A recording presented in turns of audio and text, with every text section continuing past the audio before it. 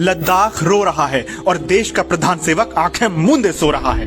एक महीने से ज्यादा समय से लद्दाख में 30,000 लोग यानी लद्दाख के लगभग 10% लोग मोदी सरकार के खिलाफ धरना दे रहे हैं और उनकी आवाज बनकर एक्टिविस्ट सोनम वांगचुक अनशन पर बैठे हैं। लद्दाख की आम जनता अपने अधिकारों के लिए, जलवायु और देश के लोकतंत्र को बचाने के लिए आज सड़कों पर बैठी है। दोस्तों, दरअसल साल 2019 में धारा 370 हटाते हुए मोदी सरकार ने जम्मू कश्मीर को 2 हिस्सों में बांट दिया, जिससे लद्दाख भी केंद्र शासित प्रदेश बन गया। और बड़े ही अफसोस की बात है कि आज इसी वजह से लोकसभा में लद्दाख की तरफ से केवल 1 और राज्यसभा में 0 MP हैं। और इसी से नाराज लद्दाख के लोग 2020 से कई बार लद्दाख को 6th शेड्यूल में डालने की मांग कर रहे हैं, लेकिन सरकार बार बार वादा तो करती है पर उसे पूरा करने का इरादा कभी नहीं करती।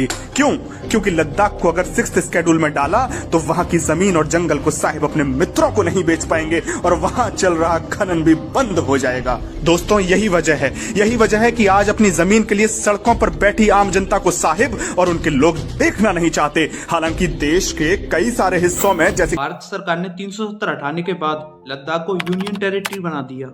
वहां पर लद्दाख के पर्यावरणविद सोनम वांगचुक का कहना है कि उन्हें 6th शेड्यूल में शामिल किया जाए ताकि लद्दाख में एक नया विधानसभा बनाया जा सके और वहां के लोग अपने अच्छे और बुरे के लिए फैसला ले सकें अन्य राज्यों की तरह, और सभी राज्यों को मिलने वाली सुविधाएं लद्दाख को भी मिल सकें।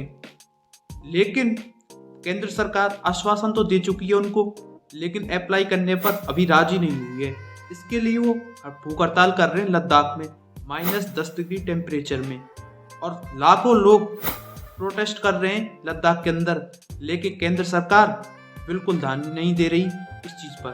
सेकंड चीज, मीडिया चैनल जी न्यूज, NDTV, आज तक कोई भी सरकारी मीडिया या प्राइवेट मीडिया चैनल वहाँ तक नहीं पहुँच रहा, क्योंकि मीडिया चैनल तो सरकार के कंट्रोल में है और इस चीज न्यूज को बिल्कुल भी मीडिया चैनलों पर नहीं दिखाया जा रहा।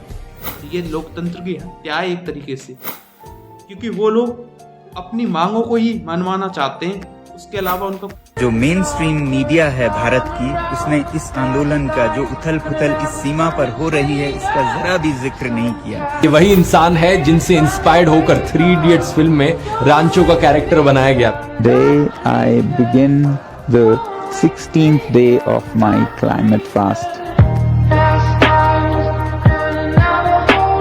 I have not lost hope on this nation. जय हिंद।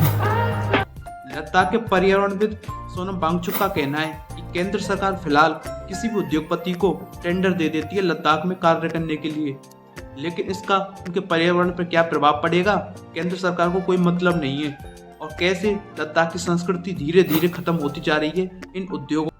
अगर लद्दाख के लोग अपने पर्यावरण को बचाने के लिए इस तरह आवाज नहीं उठाएंगे तो धीरे धीरे लद्दाख की संस्कृति और प्रकृति, पर्यावरण पूरी तरह धीरे धीरे नष्ट हो जाएगा।